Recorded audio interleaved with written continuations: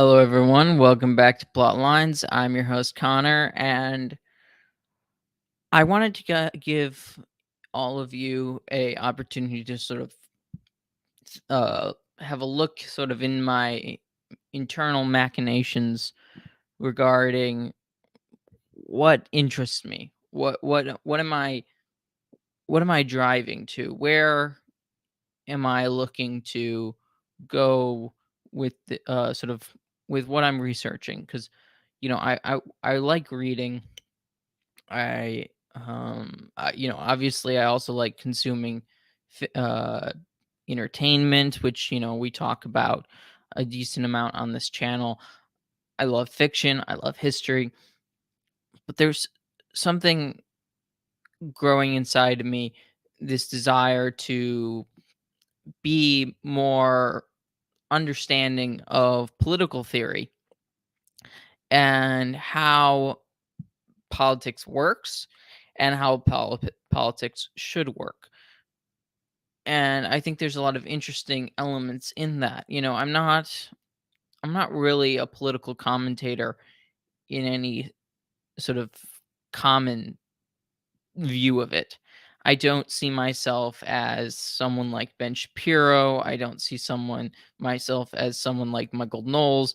I don't think that the news is necessarily what draws me to make conclusions, or I don't think I should be the one necessarily giving people my opinions on individual things. Now, I really like the way Apostolic Majesty sort of takes things. Maybe I'd like to go a little bit beyond what he's doing. I mean, he's looking at history and then giving his understanding of it. And then sometimes he did a episode with Carl Benjamin, and they discussed how sort of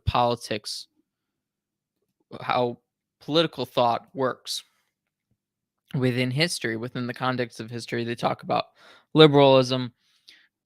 I want to go into really understanding what monarchical personal rule looks like.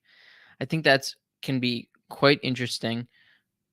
There One of the things that has gotten me very interested in this, of course, is Charles Coulom's work, especially with Star Spangled Crown. His sort of attempt to put together uh, a fictional American monarchy would look like, I think, very much intrigues me. Not to mention, he gives a lot of historical reasoning for why he says this happens and that happens, and why historically things were set up. Now, I want to go deeper into the historical aspect. So I want to do deeper research into people like Charles the First. I want to reread more. I want to read more on Louis the XVI and Franz Josef. I want to learn more about Charles V. I want to learn more about these characters, these historical figures who definitely had, I imagine, a lot of faults. That's natural. I think we're used to people having faults. All people have faults, and even in this sort of personal rule, which is basically, I mean, I guess to contrast this, personal rule is basically the idea that the king is sort of the driving force of the governance of his people, while we're sort of surrounded by this idea that we all govern each other in democracy or republicanism, which doesn't really work. How do you govern everyone?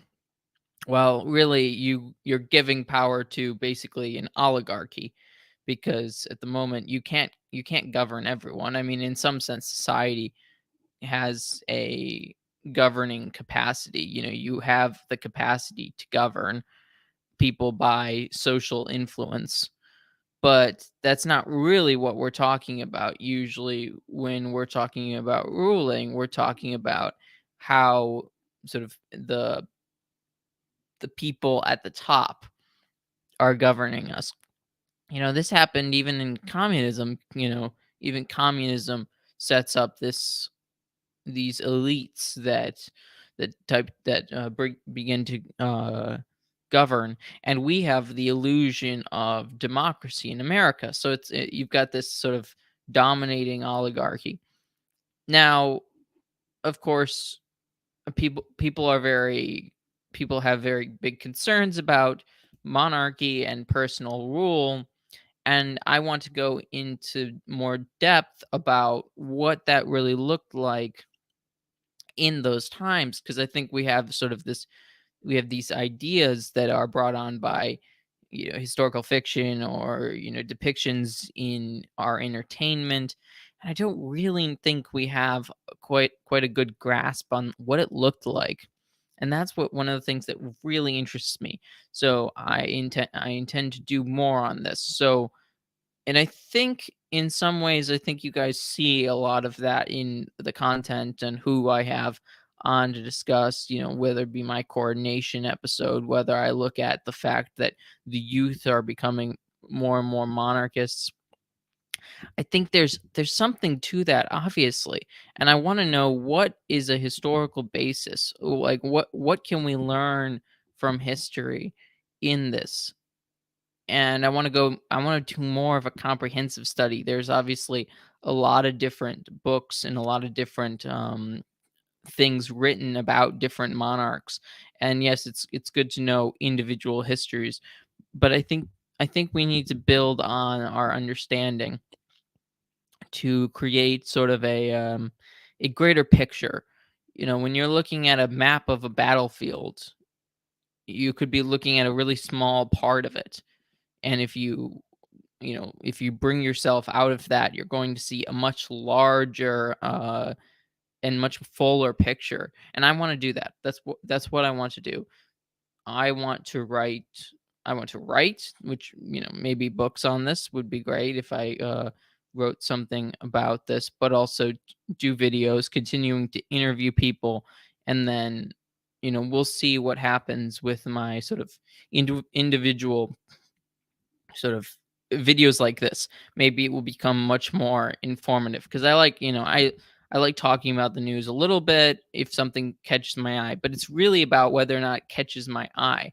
I don't want to talk about really like things I don't care about. That's kind of the point of this channel. This point of this channel is for me to be able to talk about the things I want to talk about, which is why Plotlines is such a kind of far, you know, sort of general name for it. It's not called some. It's not. It doesn't say anything about Catholicism in the title, which obviously this is a Catholic podcast because I am Catholic. So therefore, the podcast sort of is imbued with that sort of belief system, which I'm happy with. It's not a historical podcast because I'm not all. Everything that I am is not politics, or sorry, is not history. It's not politics either. I mean, in some degree, I guess you could say everything is politics at this point. So maybe in that way, it is kind of political because you have to see things through a lens. And obviously, I see things through, well, it's sort of a religious, political lens, but obviously, it's really through my religion. So that's why I say it's a Catholic podcast, but it's not really specifically a political podcast, though we obviously do touch on politics because because politics is everything at the moment. And I don't mean that politics is the you know is the most important thing. I just mean that politics has crept into every topic. And then fiction. I love fiction. We talk about fiction a lot. I have Joseph Pierce on. I'm doing a series on the fairy tales, all that stuff. I think it's very important to see what good fiction looks like, um, and that sort of thing. Sup Mac, sup Dante. Um, But anyway, so I wanted to give you guys a real understanding of what is in my mind, at the moment, what I'm really thinking about, because I have a lot of work to do. I have a lot of research to do. I have a lot of writing to do. I have a lot of thinking to do. And all that will be hopefully to the benefit of this channel and hopefully to the benefit of the work that I produce on this channel because, the more research I do, the better the interviews will be because the more I know, the more I can press people for answers on things that, you know, I think we all need to know because all these things are important for our growth as well as civilization. Duh. I mean, the purpose of what we're doing here is we're trying to get to heaven. And I thought it was interesting today. Somebody, there was a viral tweet. I commented on it that someone said, don't get married in your 20s because your career will thank you. Don't fall in love in your 20s or whatever it was, which I think is ridiculous because if all you think about is your career, you've missed the boat. You've missed the point. You are already destroying yourself. So if you are focusing entirely on something that will no longer be with you when you are gone, when you are dead, then you have fallen. You have lost the plot of your life. And I want to be able to provide people with information and conversations about important topics that will preserve civilization or rebuild it in a lot of different ways because there's a lot of problems that have been lost, or sorry, a lot of things that have been lost and need to be rebuilt because we've sort of gone through a civilization iconoclasm as of late, and I think there's more to life than the ugly, and that the ugly is something we should be avoiding.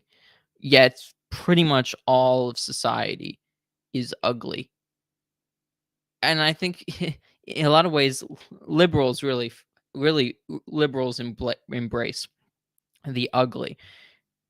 I think that it's important to have beauty alongside rational because people don't aren't purely motivated by rationality. That is one of the principles of liberalism is that we are all rational beings and that we make decisions rationally. If that were the case, we'd all make the same decisions. We do not make all the same decisions by any stretch of the imagination. We are all over the place as as humankind. We are completely off the walls. Some people are going to drag queen shows. Some people are going to rock band shows or Taylor Swift concerts. Others are reading books and going to church. Others are, raising families. If if we made the same decisions, then yeah, we'd be rational. But we're not rational. We make so many mistakes. We come to really bad conclusions. And the whole concept that if we just had more and more information about, sort of, and things were sort of all about the hard facts or whatever, like kind of taking away any spiritual element or any emotional element, then we'd be perfect. We'd be perfect. Well, we can't do that. It's funny because sort of the conservative motto these days, or had been, I think maybe 6 years ago, 5 or 6 years ago, was Ben Shapiro's "Facts don't care about your feelings." The problem is feelings guide you. Feelings are often very crucial in your life.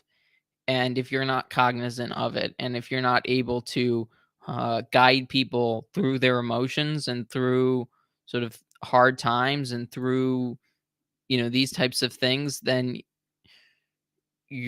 so then they're going to collapse and they're going to go haywire and they're going to start identifying as trees basically.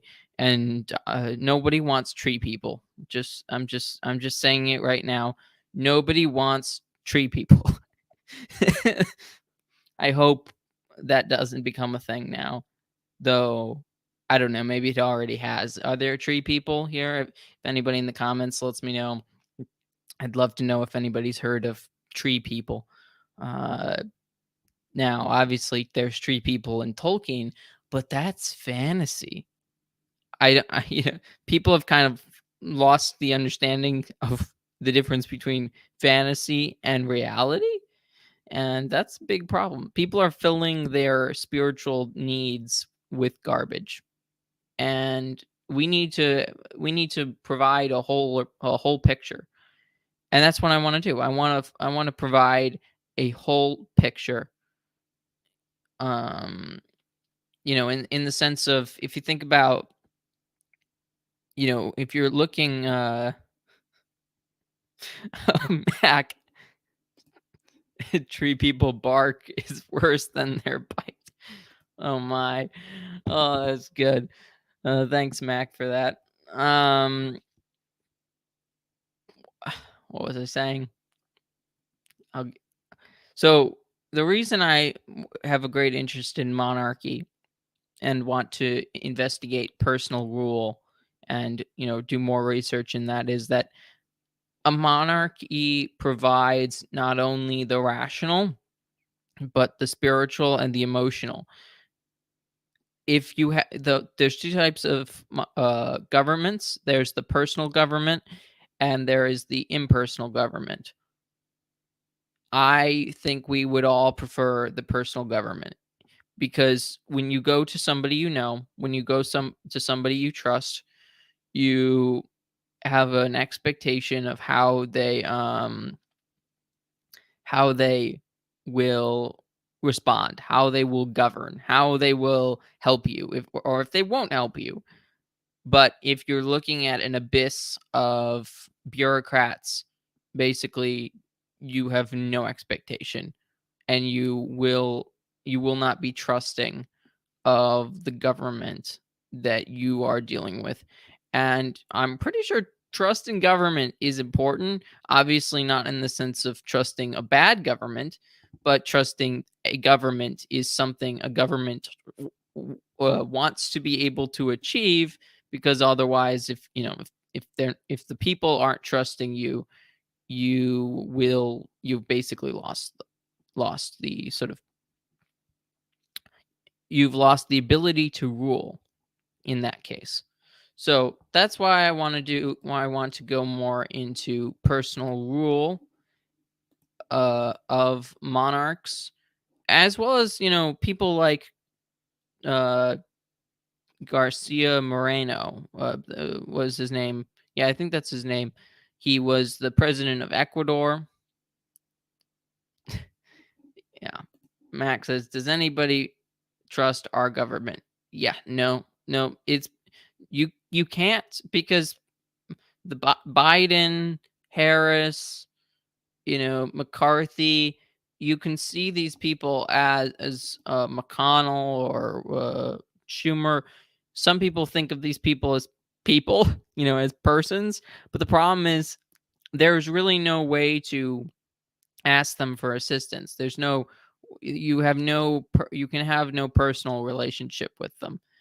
And yes, it's not entirely possible to have a personal relationship with a monarch, but you are more likely to have a personal relationship and with a monarch. And a monarch, it tends to try and bring about a personal relationship with his subjects.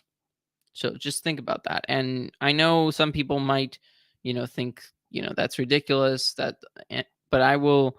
That's what I want the research to look into. Is that true? Does that play out, and can that play out in the future? So, but yes, so started talking about Garcia Moreno. He was the president of Ecuador. Then again, uh, you know, he was also a monarchist, which is kind of interesting. Most of these like very Catholic leaders during times where there is no monarchy, they tend to be monarchists because they see monarchy as the uh, sort of natural government, or the most adequate government, or the best system of government. Which, it's obvious that when you look at the fact that the universe is governed by a monarchy, basically with the with God at the top. God is the king, and then Christ is king, and then you have the angels that govern the rest of sort of the cosmos, as well as the earth itself. You see that this is basically the structure of reality. So therefore, why aren't we governed the way God set up the governance of the universe? So there you go. Thank you all for watching. Please like, share, comment, and subscribe. And if you have a question, I'd be happy to answer it in the just put it in the chat, and I'll be here for a few more moments to answer any of those. But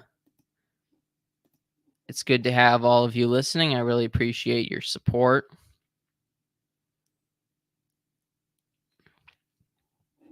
Yeah, it's Mac is bringing up the acronyms of untrustworthiness: CDC, FBI, CIA. All of these groups are impersonal. All these groups are basically an abyss of bureaucracy.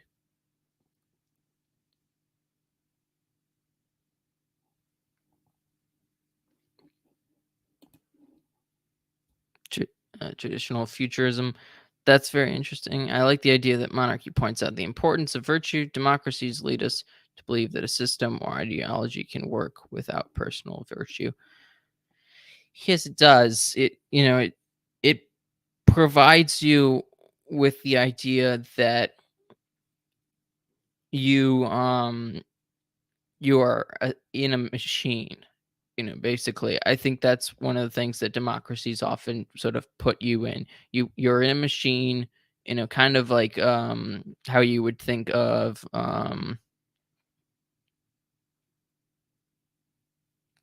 how you would think of different factories, how they work. How would a monarchy rule in broad terms? Would they not need ministers and ministries? So I don't think. I think ministers tend to be useful, though there is sort of an elements that of aristocracy that is useful. And aristocracy often is very personal too, because the relationship between the lord and the peasant, or sort of the worker or whatever. We wouldn't be peasants really in modern day.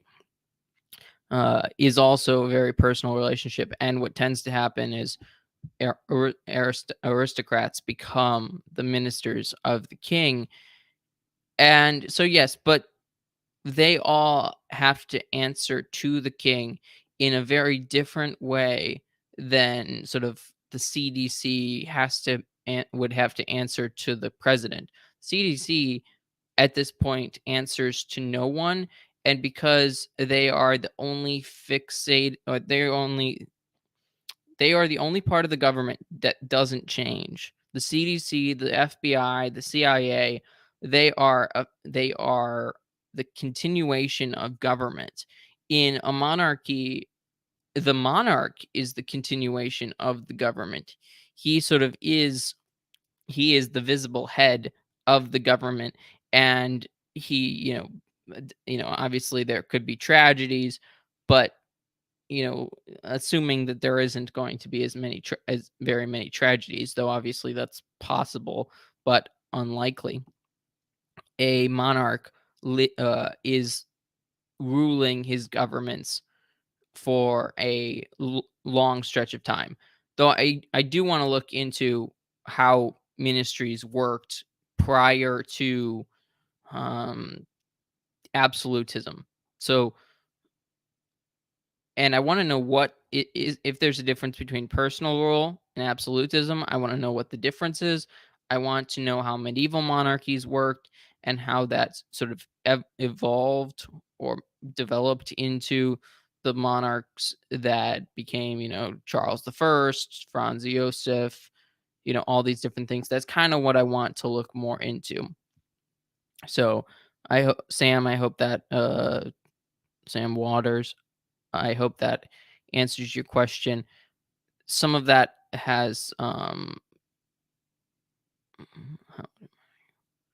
so there's a lot more to look into, I think, but there is definitely a consistence in monarchical rule. True. Yeah. Mr. C. A layman says monarchy on paper has specific people in charge that can help be held accountable. True. And it's interesting because ministers of a king are very often lose.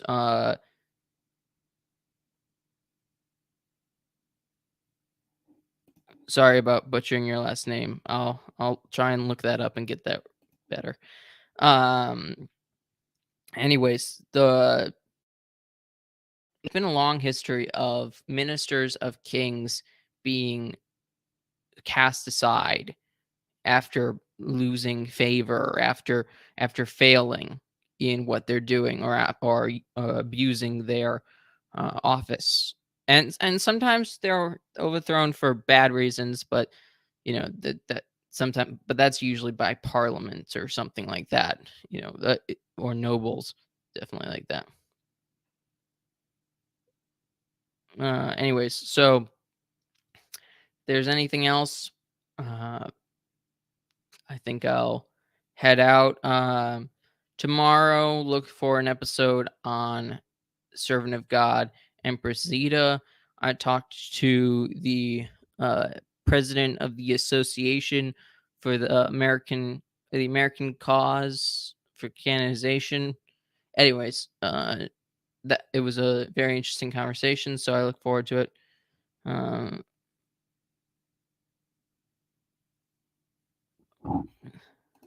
yes, I am interested in this as well. How monarchy, sort of how subsidiarity works. So subsidiarity is very important. So uh, I think there's a book called Medieval Cities. So I'll have to look into that. Anyways, look out for the Empressita episode, and thank you all for watching. Please like, share, comment, subscribe, and God bless. Bye.